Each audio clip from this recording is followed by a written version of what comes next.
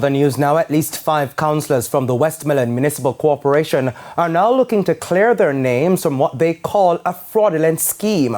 The councillors say they have seen documents which they never signed with their signatures. Police detectives are now involved in the matter. Now, it's not clear if documents purporting to bear the signatures of the councillors were used to obtain monetary benefit or otherwise. The issue was raised during this week's sitting of the Municipal Corporation meeting.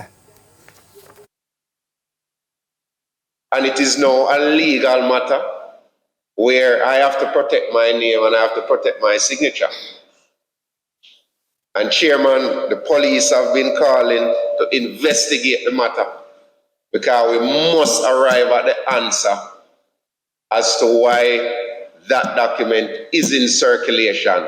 And it's not only with me, it's with 4 other councillors' signatures who have been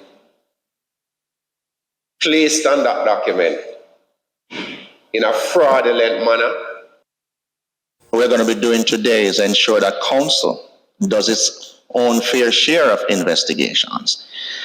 The police, the fraud squad would have been called in and statements would have been given because it's a serious matter. You cannot run a corporation with the magnitude of the municipality and persons are just going to take your signature from a computer, copy and paste it on any document. That doesn't speak well.